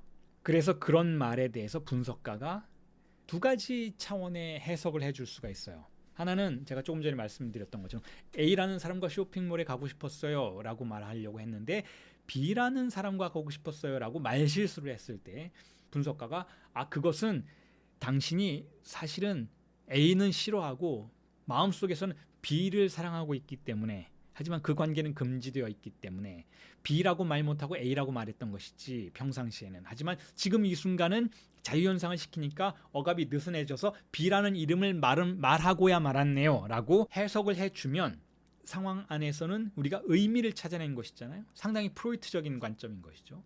혹은 상당히 전기락강적인 관점인 것이죠. 우리가 당신의 무의식의 욕망은 사실은 그걸 원하고 있어요 라고 말하고 있는 거예요. 그럴 경우에는 우리는 여전히 팔로스적인 구도 안에서 억압이 작동하는 공간 안에서의 무의식을 지적한 거예요. 그러니까 언어와 같이 구조화된 상태 안에서의 무의식을 지적한 것이죠. 그럴 때 내담자가 보일 수 있는 반응은 두 가지예요. 두 가지. 그렇군요.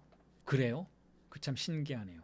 나는 B라는 사람을 좋아하지 않는데, 사실은 좋아하지 않는다고 생각했는데 그건 적절한 관계가 아니기 때문에 B라는 사람은 아예 생각도 안 했었는데 내가 B라는 사람을 좋아하고 있다고요? 그러네요. 신기하네요. 자, 그런데 이 정도만 해도 사실은 어떤 분석가의 해석을 받아들이는 거죠. 하지만 무의식은 받아들이지 않아요, 여러분. 그럼에도 불구하고 표면적으로는 예의상 그렇군요 라고 말하는 거예요. 혹은 두 번째 반응은 이거예요. 그건 아닌 것 같은데요 라고 말하는 거예요. 그건 아닌 것 같아요. 라는 사람은 아니에요. 그 사람은 아닌 거예요. 그 사람 싫어요. 생각하기도 싫어요. 자, 그럴 경우에는 안 받아들이는 거죠. 의식적으로.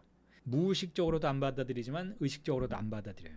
자, 이 두 경우가 다 사실은 차이가 없어요. 왜냐하면 어쨌든 무의식적으로는 받아들이지 않을 테니까. 억압됐다라는 건 받아들일 수 없다라는 뜻이에요. 이게 해석의 난점이기도 하죠. 이걸 해석의 난국이라고도 불러요. 분열이 많이 되어 있는 상태에서 내담자가 분석가를 찾아와서 선생님 저는 이런 문제 때문에 찾아왔어요. 그런데 이걸 해결해 주셨으면 좋겠어요. 혹은 이걸 알고 싶어요 라고 작업을 해요. 하지만 분석가는 이야기하죠. 당신이 여기에 온 이유는 이런 문제를 해결하려고 온 게 아니에요. 당신은 분석가라는 사람을 다른 문제 때문에 찾아왔어요 라고 이야기할 때 내담자는 실제로는 분석가가 보기에는 그것 때문에 찾아왔지만 내담자는 그걸 받아들이질 않아요.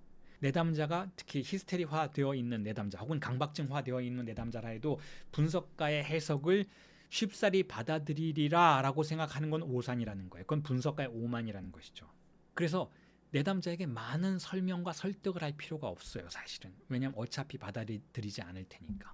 내담자에게 당신은 이렇게 모순된 이야기를 하고 있고 이런 분열이 있고 그래서 당신은 많이 분열되어 있어요. 그래서 당신이 정말로 원하는 것과 현실적으로 원한다고 말하는 것은 좀 달라요 라고 말하면 내담자는 아닌 것 같은데요 라고 생각할 수 있다는 거예요. 그게 너무나 당연하고 자연스러운 일이라는 것이죠. 예의상 분석가에게 허허허 그렇군요. 분석가 선생님 말이 맞는 것 같아요. 내가 좀 분열되어 있네요. 내 무의식이 그런 것이었군요 라고 말을 하지만 내담자가 증상이 심하고 분열이 많이 되어 있으면 많이 되어 있을수록 절대로 받아들이려고 하지 않는다는 거예요. 그런데도 흥미로운 건 그럼에도 불구하고 분석실을 다시 찾아온다는 거죠. 규칙적으로. 이 상황 안에서 내담자가 탐닉하는 무언가가 분명히 존재하기 때문에. 그래서 내담자가 분열되어 있는 구도를 이렇게 설명할 수 있어요. 내담자는 분명히 어떤 진리가 있다라고 믿어요.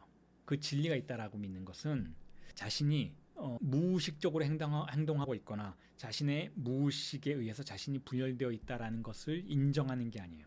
진리가 어딘가 있다라고 믿는 그런 태도하고는 좀 다르다라는 것이죠. 그리고 그 진리를 분석가가 찾아준다면 자신의 무의식이 무의식이라고 설정된 무언가가 비로소 자신에게 무언가를 응답해 주리라고 생각해요. 분석가에게 진리를 요구하고 그 분석가가 그 진리를 찾아준다면 예를 들면 자유현상 속에서 어떤 말실수가 등장했을 때 그 말실수의 의미를 분석가가 해석해 준다면 내담자는 일견 그것을 진리가 찾아진 것으로 무의식이 응답한 것으로 간주한다라는 거예요. 1차적으로는 그렇다라는 거예요. 표면적으로는 그렇다라는 것이죠. 하지만 내담자는 그 진리를 받아들이려고 하지는 않는다라는 거예요. 왜냐하면 방어적인 상태에서 분열되어 있으니까. 자, 그럼에도 불구하고 락강은 어쨌든 락강이 하는 말을 다 우리가 고지고대로 믿지는 않지만 1차적으로는 정신분석의 여정은 그렇게 구성되어 있다라고 이야기를 해요. 13년도에 한 이야기인데 13년도에 에크리의 독일어판이 독일에서 출간되었을 때 거기에 서문에다가 그렇게 이야기를 했어요. 1차적으로는 분석이란 뭐냐 하면 분석 주체에게 즉 내담자에게 증상의 의미를 찾아주는 과정이다 라고 이야기를 하죠. 하지만 여기에 여러 가지 중충 결정된 의미들이 존재하죠. 우리가 표면적으로는 이게 프로이트가 하고 싶었던 이야기라고 생각할 수 있어요. 프로이트는 누군가의 증상에 대해서 당신은 이걸 그렇게 생각하지 않지만 왜냐하면 억압되어 있기 때문에 사실은 이게 당신의 복통은 사실은 당신이 어렸을 때 경험했던 성적인 경험의 트라우마에 변형된 표현이에요. 라고 증상의 의미를 찾아주는 것이잖아요. 그게 프로이트가 했던 정신분석이잖아요. 우리가 아주 간단하게 정신분석을 생각할 때 파악할 수 있는 내용이잖아요. 자, 그런데 락강이 이렇게 이야기를 할 때는 우리가 조금 더 구석을 들여다봐야겠죠. 분석 주체에게 증상의 의미를 찾아준다라는 것은 증상이 무엇인지를 알려주는 거예요. 증상이 무엇인지를 알려준다라는 것은 제가 조금 전에 설명을 드렸던 것처럼 후기 락강의 관점에서 본다면 이런 거죠. 증상은 주체 없는 지식이다라는 걸 알려주는 거예요. 그러니까 당신이 주체를 포기하지 않는다면 그 지식에 접근할 수 없다라는 걸 알려주는 것이기도 하죠. 혹은 증상의 의미를 알려준다라는 것은 증상에는 의미가 붙을 수 없다라는 것을 붙어있는 의미가 존재하지 않는다라는 것을 알려주는 것이기도 하다라는 거예요. 자, 이런 과정은 내담자가 받아들이기 힘든 과정이라는 거예요. 이런 과정은 일견 내담자는 증상의 정확한 의미를 요구하고 있는 것 같은데 물론 여기에도 배후에 다른 욕망이 존재해요. 증상의 의미를 요구하는 것 같지만 내담자가 진짜로 원하는 것은 이런 게임을 계속 분석가와 반복하는 것일 수도 있어요. 마치 어린아이가 엄마하고 아빠하고 놀 때 질문을 하잖아요. 엄마 저 바깥에 저건 뭐야? 엄마 저 강아지는 왜 저래? 엄마 저 새는 왜 저렇게 날아다녀? 그럴 때 어머니들은 좀 피곤해하면서 대답은 해주죠. 근데 얘가 질문하는 걸 멈추질 않아요. 그럴 때 우리 흔히 그렇게 깨닫게 되잖아. 얘가 원하는 건 그 지식이 아니고 강아지가 왜 저렇게 뛰어다니는지 바깥에 새들이 왜 저렇게 지저귀는지에 대한 정확한 지식을 요구하는 게 아니고 이런 말장난을 계속 나하고 하고 싶어 하는구나. 결국 대타자와의 대화를 원하는구나. 이 안에 이 사람의 쾌락이 있구나. 이 안에서 무언가 탐닉하고 있구나라는 걸 엄마들이 알게 되잖아요. 그러니까 그 뒤부터는 어떻게 해요? 건성으로 대답해 주죠. 그렇잖아요. 아이들 키울 때 그렇게 되잖아요. 정신분석도 정확히 똑같다라는 거죠. 내담자가 무언가 정확한 지식을, 자신의 증상을 요구하는 것 같지만 진정으로 내담자의 무의식이 원하는 것은 사실은 분석가와의 핑퐁 게임일 수도 있다라는, 그 안에서 탐닉되는 무엇일 수 있다라는 거예요. 그러니까 이 문장을 우리가 여러 가지 방식으로 해석할 수 있어야 한다는 거죠. 락강이 정신분석이란 무엇냐, 증상의 의미를 찾아준 과정이다라는 것을 말하는 것에 대해서 우리가 조금 더 깊이 있는 해석을 해볼 필요가 있다는 것이죠. 그럼에도 불구하고 프로이트의 그런 해석들 혹은 1차적인 증상의 의미를 찾아주는 과정이 무의미한 건 아니라는 거예요. 왜냐하면 그것이 어떤 효과들을 가지고 있는가 하면, 즉 정신분석이, 락강의 정신분석이 전기에 많이 다루었던 부분들, 즉 근본 환상을 찾아주는 것, 근본 환상이, 당신의 근본 환상이 이겁니다 라는 걸 알려주는 건 뭐예요? 당신의 증상이 이런 의미를 가지고 있어요 라는 걸 알려주는 것이잖아요. 그게 완전히 무의미한 행동은 아니라는 거예요. 왜냐하면 그걸 통해서 우리는 일단은, 내담자는, 분석 주체는 일단은 내가 대타자의 영토 어디에 고착되어 있었는지는 알게 된다는 거예요. 우리가 팔루스의 구조 안에 상징계가 있고 그 밑에 랄렁그가 있다라고 친다면, 우리가 팔루스의 구조로서의 상징계 안에 어디에 묶여 있었는지 그 좌표를 알 수 있게 되는 거니까, 증상의 의미를 찾으면 혹은 근본 환상을 우리가 알게 되면 내 위치가, 내가 어디에 고착되어 있었는지는 알 수 있게 된다는 거예요. 하지만 여기서 끝나지 않으려고 한다는 거죠. 락강은 그 너머로 가려고 한다는 거예요. 그 너머는 70년대 이후에 상징계적 무의식이 아니고 실제의 무의식의 임상을 통해서 이제는 내가 어떤 의미를 가지고 있었는지, 내가 어떤 의미에 의해서 묶여 있는지를 발견하는 것이 아니라, 그것도 중요하겠지만 그건 너머로 나가는 거예요. 즉 증상에 내 스스로 이름을 붙이는 시적인 실천으로 나아가는 것이 이후의 정신분석이 추구하는 방향이었다는 거죠.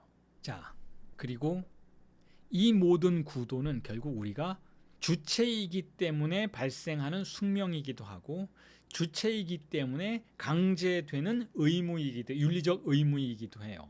자, 제가 이전 강의에서도 설명을 드렸잖아요. 주체가 없다면 사실은 진리라는 개념도 존재할 수가 없어요. 진리라는 개념은 뭐예요? 주체가 상실한 그것을 온전히 보상해 줄 수 있는 대상이 진리인 거예요. 주체가 만약에 이 세상에는 지식이, 제대로 된 지식이 없어 라고 말한다면 제대로 된 지식의 영역에서 상실감을 느끼는 거예요. 그리고 상실감을 느낀다면 그것을 보상을 요구한다라는 뜻이기도 해요. 상실감에 대한 보상을 지식의 영역에서 요구한다면 진리의 형태로 지식을 요구하는 거예요. 진리의 형태로 지식을 요구한다는 건 무슨 뜻인가 하면, 모든 것이 언제나 동일한 방식으로 예외 없이 설명될 수 있는 지식을 원한다라는 것이죠.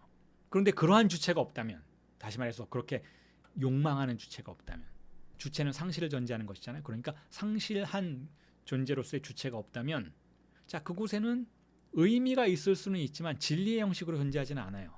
그곳에는 그냥 의미들이 있고 그냥 지식이 있는 거예요. 거기에 우리가 어떤 것을 요구하지 않아요. 우리가 상실하지 않았다면. 정신병의 세계에서는 그래서 지식이나 의미에 대해서 탐닉할 뿐이지 그걸 통합해서 전체를 설명할 수 있는 무언가로 추구하는 그런 형태의 욕망은 존재하지 않는다는 거죠. 상실되지 않았기 때문에 그냥 그 자체로 좋은 거예요. 그냥 그 자체로 즐기는 것이죠. 그런데 이 모든 주체의 현상이 왜 일어나는가? 주체라는 것이 왜 이렇게 설정이 되는가 하면 우리가 상실되었기 때문이라고 했죠. 그 얘기는 무슨 뜻인가 하면, 바꾸어 얘기하면 우리가 대타자의 영토 안에 살고 있기 때문에 그래요. 대타자가 우리를 지배하고 있어요. 대타자가 우리를 언어화시켰어요. 대타자가 우리의 주의상스를 박탈했어요. 그러니까 이 모든 사단이, 주체적인 현상들이 일어난 이유는 대타자가 우리를 지배하고 있기 때문에 그래요. 그렇기 때문에 우리가 진리를 추구한다라는 건 무슨 뜻인가 하면, 혹은 의미를 중요하게 생각한다라는 건 무슨 뜻인가 하면, 여전히 대타자에게 복종하고 있다는 뜻이에요. 자, 이게 굉장히 역설적이고 어려운, 사유하기가 쉽지 않은 내용이죠. 우리가 진리를 추구한다라는 건 무슨 뜻인가 하면 대타자를 섬기고 있다는 뜻이에요. 그러면 어떻게 해야 될까요? 그러면 대타자에게 이렇게 표현하면 여러분들이 쉽게 이해하실 수 있잖아요. 대타자에게 지배받는 건 좋지 않아. 우리 흔히 여러분 인문학의 세계에서 그런 표현, 락강의 어떤 일부분을 가져와서 사용할 때 이렇게 많이 표현하잖아요. 대타자는 대타자의 지배에서 벗어나고자 한다. 대타자의 지배에서 벗어나는 욕망이 중요하다. 주체의 욕망은 대타자의 욕망이니까, 나의 욕망은 내 욕망이 아니라 대타자, 권력의 욕망이니까 그 욕망은 좋지 않아. 그러니까 나만의 욕망을 발명해야 된다. 이런 표현 많이 하잖아요. 그러니까 대타자에 대해서 부정적인 방식으로 많이 설명되고 있잖아요. 그런 구도 그냥 가져와서 씁시다. 그게 너무 협소하고 너무나 단편적인 구도이기는 하지만, 락강의 이론에 대한 단편적인 지식이기는 하지만 이해하기는 쉬우니까 그럼 거기서부터 출발해 보자라는 거예요. 대타자를 죽이려면 어떻게 해야 돼요? 우리가 대타자 지금 안 좋다면서요. 대타자는 유한성이라면서요. 대타자는 우리의 욕망을 소외시킨다면서요. 남의 욕망을 내 것인 것처럼 믿도록 한다라는 거 아니에요. 우리가 무언가 소비사회를 비판할 때 우리가 자본주의적 사회 안에서 살아가면서 욕망하는 모든 건 사실 나의 욕망이 아니라 그렇게 욕망하고 명령받은 대타자의 명령을 수행하는 것일 뿐이다 라고 한다면 대타자는 나쁜 거잖아요. 단순 무식하게 얘기하자면. 그러면 대타자를 어떻게 죽여요? 주체를 죽이면 대타자를 죽일 수 있어요. 주체가 소멸하면 대타자도 죽어요. 왜냐하면 주체가 된다라는 것은 빗금친 주체가 된다라는 거잖아요. 빗금을 누가 쳤어요? 대타자가 친 거잖아요. 그러니까 주체를 소멸시키면, 주체를 배제시키면 대타자도 배제되는 것이죠. 자, 그래서 락강이 무의식은 대타자의 상징계의 구조화된 무의식도 있지만 그 밑에 무의식은 실제이고, 그 실제의 무의식이라는 것은 다른 말로 표현하면 주체 없는 지식이다라고 얘기한 거예요. 그 얘기는 뭐냐면 대타자 없는 지식이라는 뜻이에요. 대타자는 주체와 연결되어 있으니까 주체를 지우면 대타자 지워져요. 주체가 없으면 대타자도 없는 거예요. 그러니까 그 무의식은 실제의 무의식이 될 수 있는 거죠. 주체가 없다면. 그러니까 주체 없는 지식이라는 거죠. 주체를 소멸시키면 돼요. 주체를 어떻게 소멸시킬 것인가. 이게 중요한 문제가 된다는 거죠. 후기 락강에게서는. 정신분석이 시작되면 항상 우리는 의미를 질문하죠.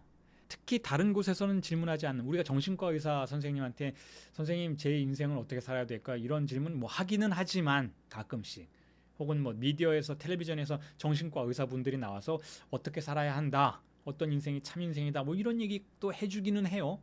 못할 이유도 없겠죠. 전공 분야가 전혀 아니라 해도 인생을 많이 살아온 어떤 전문인으로서, 혹은 사람을 많이 다루어본, 치료해본 사람으로서 그런 이야기는 할 수 있잖아요. 하지만 특히 정신분석가를 찾아오면 그런 얘기를 더 많이 해요. 의미가 무엇인지, 사는 의미가 무엇인지, 왜 이 세계는 이렇게 거짓된 공간인지 이런 얘기를 해요. 자, 그럴 때 우리가 그 의미를 찾아주려고 한다면 그러면 주체를 더 살리는 행동이 되는 것이죠.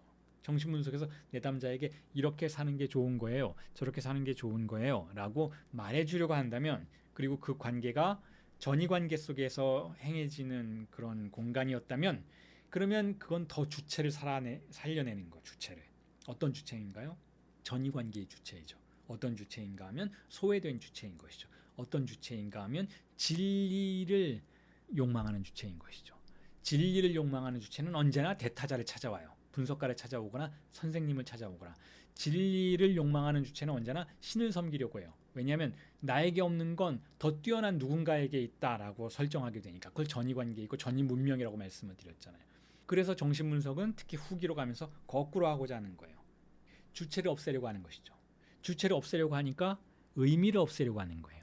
의미가 없어지면 주체가 없어져요. 그러면 그때부터는 의미를 찾으려고 하는 행동들이 줄어들죠. 의미를 찾으려고 하는 행동, 진리에 목을 매는 행동이 줄어든다라는 것이죠. 진리에 목을 매는 행동이 줄어들면 어떻게 되나요? 이 사람은 스스로 몸을 만들어내기 시작해요. 그리고 나중에는 그렇게 다시 회고하면서 생각할 수 있겠죠. 내가 진리를 찾으려고 하지 않고 진리를 발명하고 있었구나. 물론 그 상황 안에서는 그게 진리처럼 보이진 않아요. 왜냐하면 그런 진리라는 개념이 이제 배제되었으니까. 게임처럼 그냥 유희처럼 생각이 되죠. 마치 예술가가 무언가를 즐기면서 만들어내듯이, 제임스 조이스가 말장난을 하면서 문학작품을 만들어내듯이. 자, 그래서 정신분석이 우리가 흔히 상식적으로 생각하듯이 이런 질문들, 나는 누구인가, 이거 굉장히 궁극적인 질문이잖아요. 이것에 누구든 사로잡혀 있어요. 나는 누구인가. 사실 본인이 누구인지 다 알지만 그럼에도 불구하고 이것에 사로잡혀 있어요. 우리가 마치 모르는 것처럼. 왜냐하면 전이의 증상을 앓고 있기 때문에 그래요. 왜냐하면 소외되어 있기 때문에 그래요. 나는 누구인가. 내가 나 자신에 대해서 알고 있는 지식의 평면에 구멍이 뚫려 있는 것처럼 생각한다라는 것이죠. 이 나는 누구인가라는 것에 대해서 정신분석가는 자, 이런 구도죠. 나는 누구인가라는 질문에 대해서 정신분석가는 대타자의 위치에 서서 베리테죠. 진리의 의미를 가진 사람, 그걸 발산하는 사람의 구도로 설정이 돼요. 이 구도. 이게 내담자가 분석가에게 품고 있는 환상이고 혹은 모든 대타자에게 품고 있는 환상이에요. 이것을 어떻게 붕괴시키느냐. 이것을 파국이 아니라 해체의 방식으로 소멸시키느냐. 자, 이게 정신분석의 굉장히 중요한 구도가 된다는 거예요. 때로는 파국처럼 이것이 붕괴되기도 해요. 많은 정신분석의 경우에 특히 락카니언 정신분석가들이 파국으로 끌고 가기도 하죠. 가장 대표적인 게 분석을 바로 종결시켜 버리는 게 굉장히 불쾌한 방식으로. 혹은 정신분석가가 계속해서 그렇게 얘기하는 거죠. 모르겠어 이제. 그런 꿈, 그런 증상 지금까지 해석은 좀 해왔는데 이젠 더 이상 모르겠습니다. 우리가 그토록 오랜 기간 동안 정신분석을 해왔지만 제대로 알게 된 게 별로 없어요 라고 솔직하게 토로하는 거예요. 왜냐하면 그게 사실이니까. 그리고 전이를 중단시키는 거죠. 전이를 없애는 거예요. 자, 그럼에도 불구하고 이런 강의를 하고 이런 책을 읽은 락강에 대한 이론을 조금 갖고 계신 분은 사실 분석하기가 조금 더 어려워지죠. 왜냐하면 분석가가 저렇게 모른다고 말하는 것 뒤에는 뭔가 다른 의미가 있을 거야.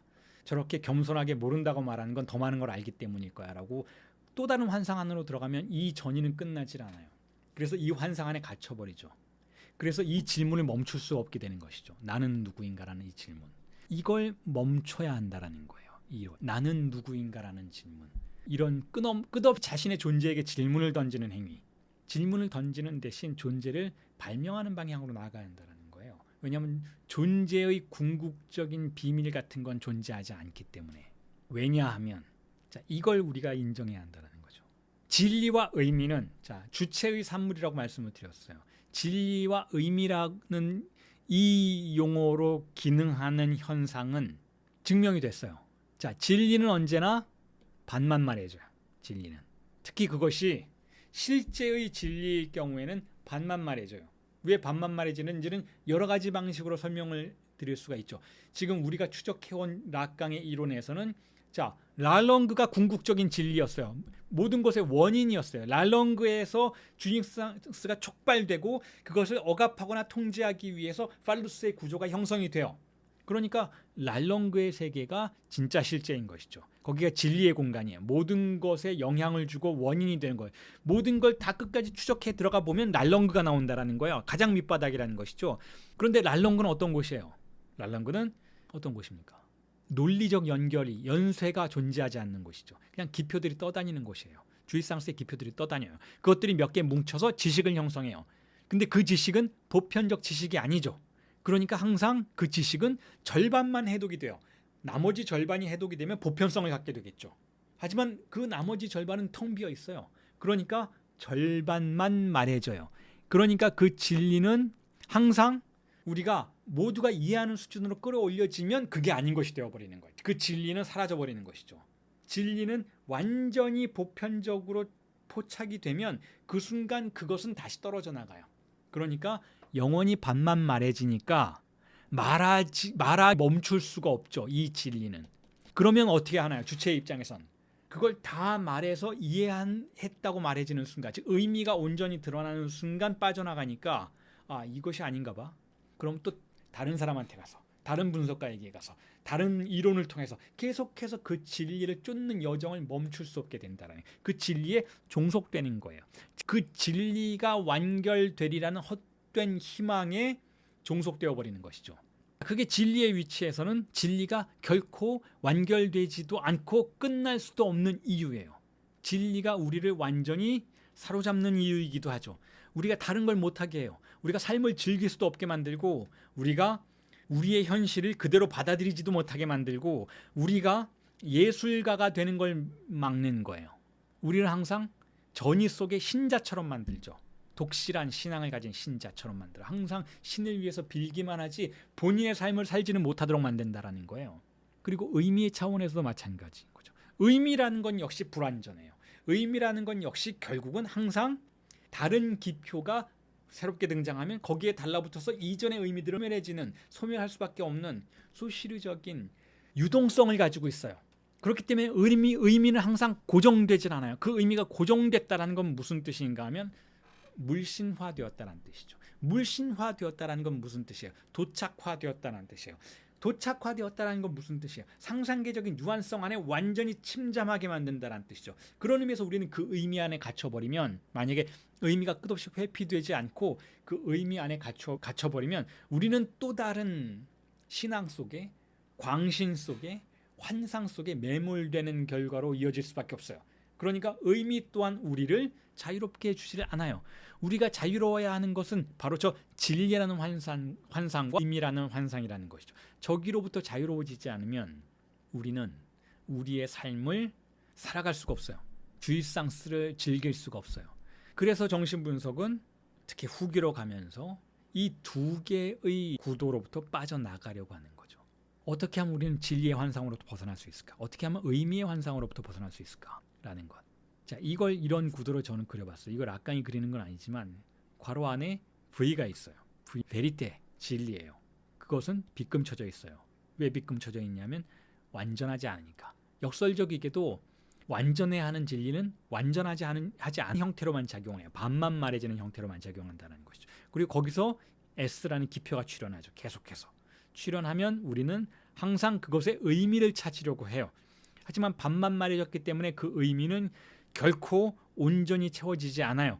온전히 채워지는 순간이 있다 해도 그건 회피됨으로 언제나 소멸될 숙명이라는 것이죠. 자, 그렇기 때문에 우리는 이 진리에 대한 완전한 지식에 도달할 수가 없다라는 거예요. 완전한 진리에 도달할 수도 없고 그것을 완전한 지식의 형태로 파악할 수도 없다라는 거죠. 그럼에도 불구하고 락강은 지식이라는 단어를 쓰기를 멈추지 않는다라는 거예요. 조금 전에 말씀드렸지만 역설적이게도 락강이 지식이라는 용어를 쓰기 시작하면서 그것에 강조점을 두기 시작하면서 무의식은 일종의 지식이다. 어떤 종류의 말해진 지식이다. 명제를 세미나 17에서 이미 도입하기 시작하면서 우리를 혼란스럽게 만드는데 그 혼란을 뚫고 설명되어져야 하는 부분들이 있다는 거예요. 그 지식은 주체 없는 지식이라는 거죠. 자, 그걸 설명하면서 오늘 강의를 마무리를 해볼게요. 일단 세미나 17에서 사계 담화라는 걸 등장을 시켰잖아요. 자, 거기서도 지식이라는 게 굉장히 중요하게 작동하는 개념이에요. 자, 이 도식 여러분들 세미나 17 저와 함께 공부하셨던 분들은 다 익숙하실 거예요. 함께 하지 않으셨다 해도 설명을 드릴 테니까 한번 주목을 해보세요. 이게 분석가 담화라고 불리는 거예요. 분석가 담화. 분석가 담화에서 여기 작은 a라는 것은 주동적인 행위를 하는 위치, 것을 의미해요. 이 공간 안에서 적극적으로 주동적으로 행위를 하는 위치가 바로 왼쪽 상단이에요. 이 왼쪽 상단은 분석가 담화인 만큼 분석가의 자리예요. 분석가가 이 자리에 있어요. 분석가 담화에서 분석 상황에서 분석가가 어쨌든 주동적인 위치를 하겠죠. 취하겠죠. 어떤 행위를 하잖아요. 자, 그때 이 분석가는 A라는 형태로 존재한다는 거예요. A, 대상 A죠. 욕망의 원인이자 대상인 것 A라는 거예요. 자, 욕망의 원인이자 대상이에요.